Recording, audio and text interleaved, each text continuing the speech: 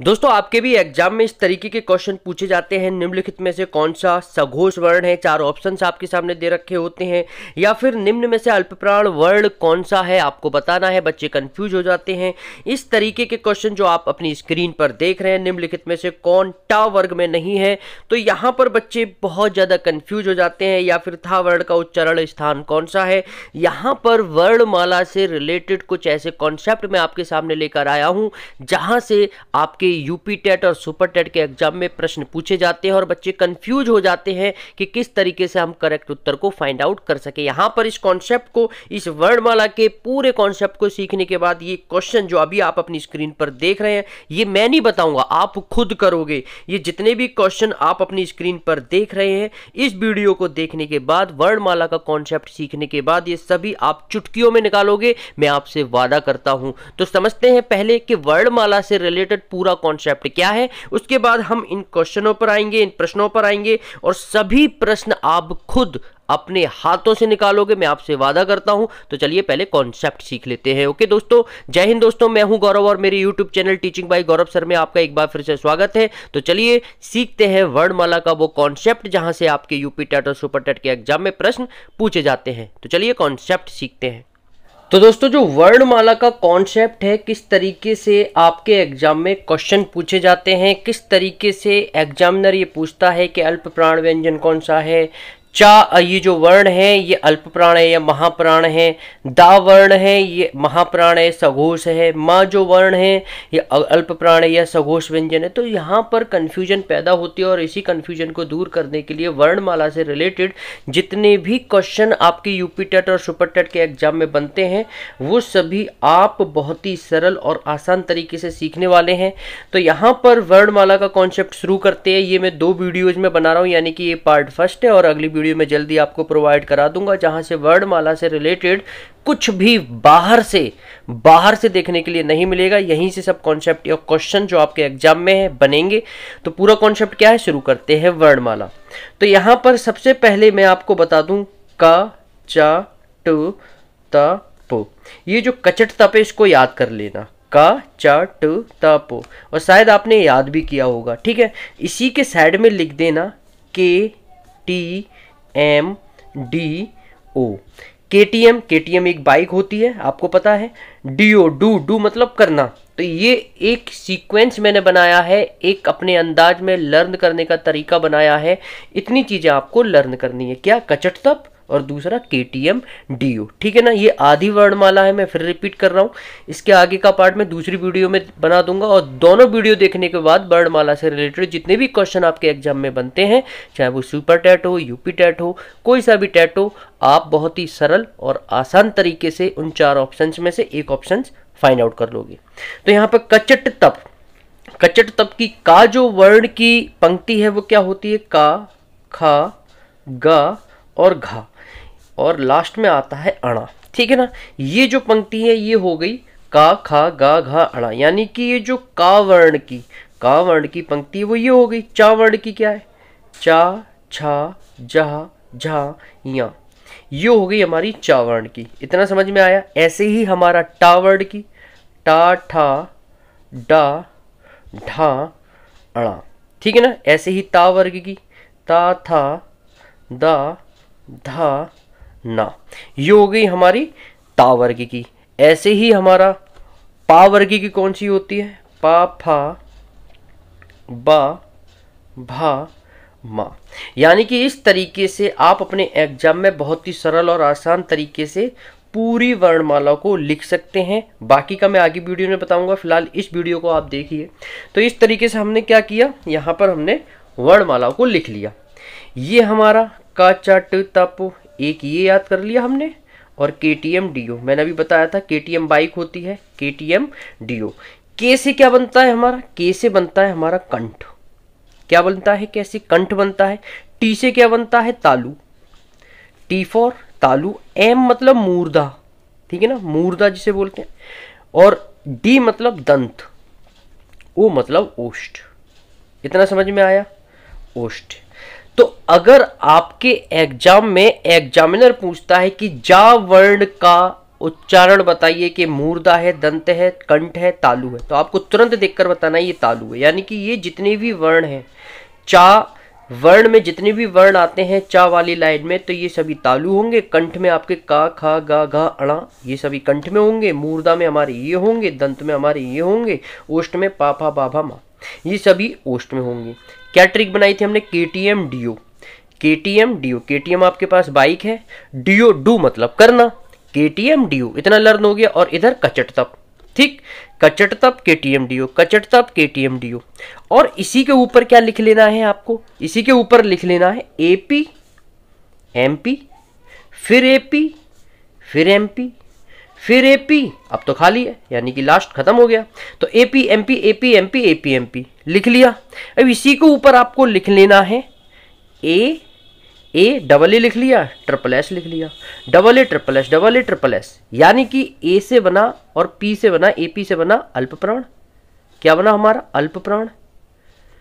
और एमपी से बना हमारा महाप्राण। इतना समझ में आया? एपी से अल्प प्राण, एमपी से महाप्राण, एपी से अल्प प्राण, एमपी से महाप्राण, एपी से अल्प प्राण। अब कैसे समझेंगे? यहां पर जितने भी वर्ण हैं ये क, च, ट, त, प, ये सभी अल्प प्राण होंगे। महाप्राण में हमारे यहां पर मैं इस तरीके से बांट देता हूं जिससे कि आपको और आसानी हो समझने में कि कौन से वर्ण कैसे हैं। बहुत ही सरल और आसान ढंग से मैं आपको बता रहा हूं, बस ये थोड़ा सा आपको लर्न कर लेना है। केटीएम डीओ और कचट तप, ठीक है ना। उसके ऊपर AP MP, AP MP, AP, ठीक है ना। एपी एमपी, एपी एमपी लिखते जाओ। और एपी के ऊपर double A triple S, double A triple S, ये चीज़ें आपको बहुत ही जल्द तरीके से याद हो जाएंगी।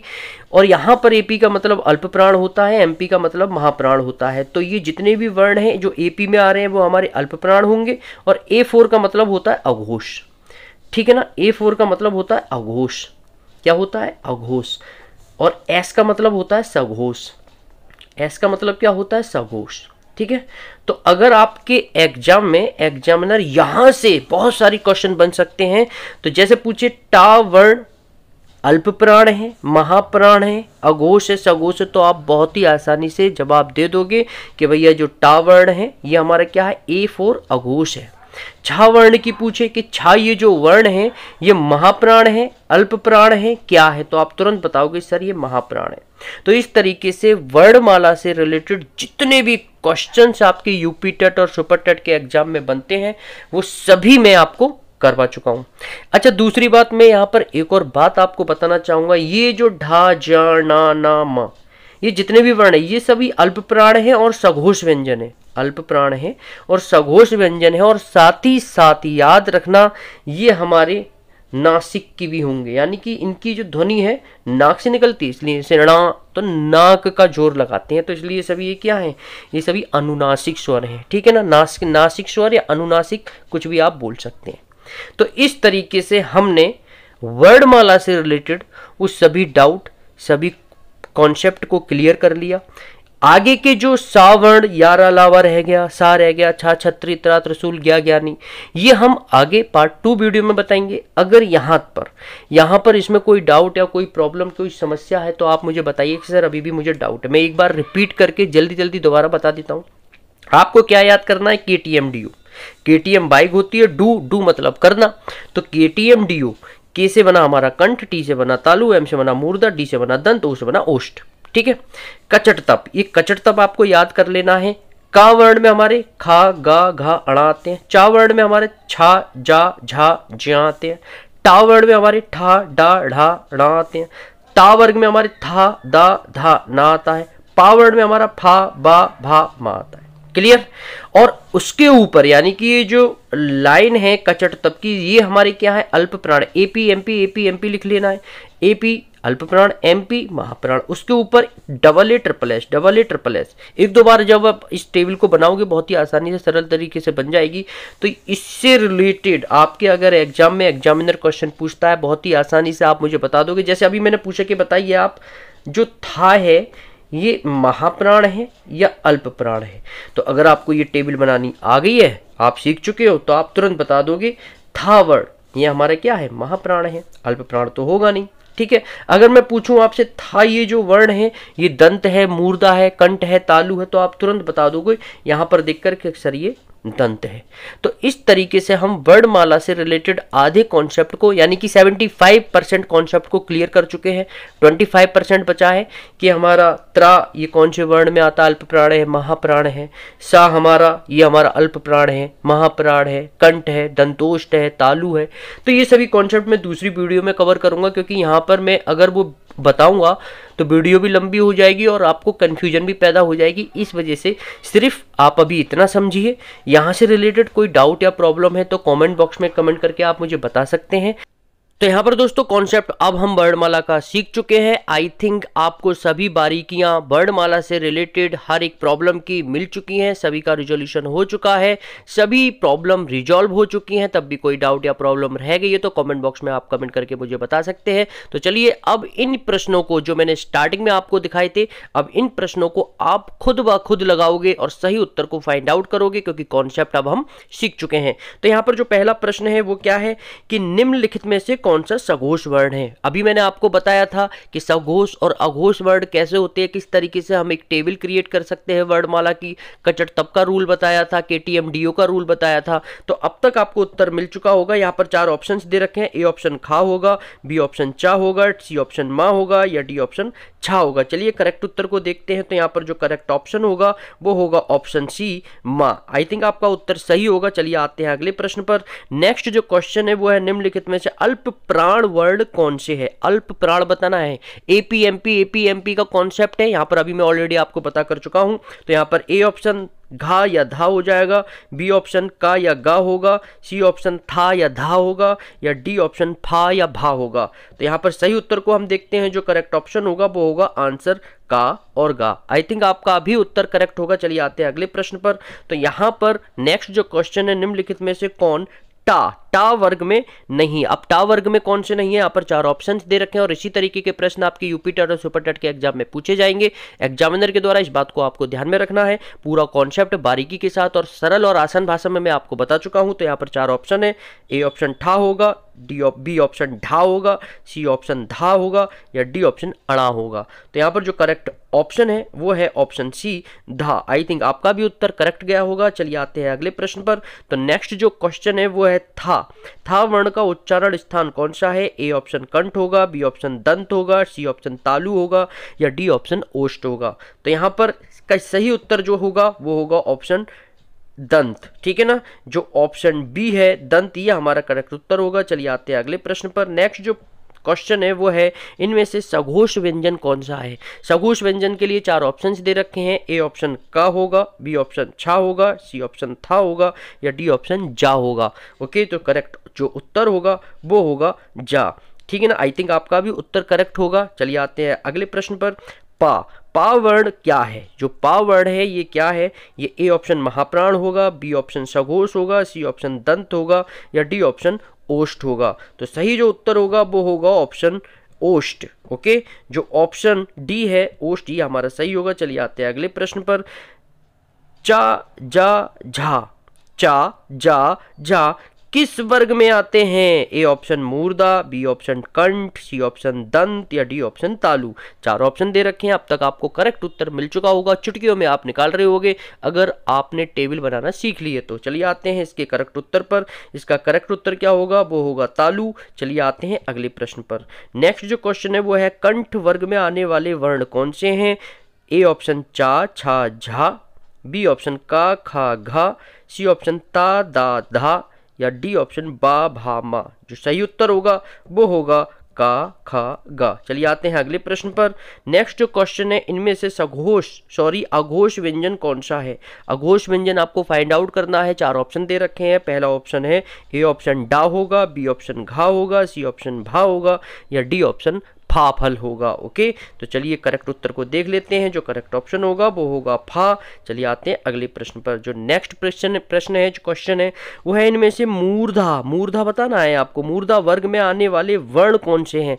और इसी तरीके से आपको एग्जामिनर के द्वारा कंफ्यूज किया जाएगा कि का वर्ण कौन सा है, अघोष कौन सा है, सघोष कौन सा है, अल्प प्राण, महाप्राण। बहुत सारी कंफ्यूजन आपको पैदा कर देंगे। यहाँ पर हर एक कंफ्यूजन को मैंने रिजॉल्व कर दिया है। 4 ऑप्शन दे रखे हैं एग्जामिनर ने, वो क्या है। ए ऑप्शन है ता था धा, बी ऑप्शन पा फा भा, पा फा बा, या सी ऑप्शन का घा खा, या डी ऑप्शन टा डा ठा। तो सही उत्तर को आपको करेक्ट करना है। तो अब तक आपको उत्तर मिल चुका होगा। जो इसका सही ऑप्शन होगा वो होगा ऑप्शन डी, टा डा ठा। तो आई थिंक इस तरीके से हमने हर एक कॉन्सेप्ट को वर्णमाला से रिलेटेड हर एक कॉन्सेप्ट को कवर किया है, प्रैक्टिस सेट भी लगाया है, अपने आप को एनालिसिस भी किया है कि इस तरीके से हमने कितने उत्तर करेक्ट किए हैं, कितने रॉन्ग किए हैं। अगर रॉन्ग हुए हैं तो एक दो बार टेबल बनाने की कोशिश कीजिएगा। एक दो बार आप बनाओगे तो टेबल को बनाना सीख जाओगे। वर्णमाला से रिलेटेड जितने भी प्रश्न आपके यूपी टेट या सुपर टेट या अन्य एग्जाम्स में आएंगे, वहां पर आप टेबल बनाकर हर एक क्वेश्चन को बारीकी के साथ करेक्ट उत्तर को फाइंड आउट कर लोगे। तो थैंक्स फॉर वॉचिंग दोस्तों। ये वीडियो कैसी लगी है कॉमेंट बॉक्स में कमेंट करके जरूर बताइएगा। अगर पहली बार मेरे चैनल से जुड़े हैं, पहली बार मेरी वीडियो को देख रहे हैं, तो चैनल को सब्सक्राइब कर दोस्तों को शेयर कीजिए। वीडियो अच्छी लगी तो एक बार लाइक कीजिए। और मिलते हैं अगले कॉन्सेप्ट के साथ, इसी हिंदी ग्रामर के, व्याकरण के। तो नेक्स्ट कॉन्सेप्ट को हम दोबारा मिलेंगे जल्दी। मैं आपको पार्ट 2 की वीडियो प्रोवाइड कराने जा रहा हूं। तो मिलते हैं अगली वीडियो में। जब तक के लिए आप अपना ख्याल रखिए। जय हिंद, वंदे मातरम।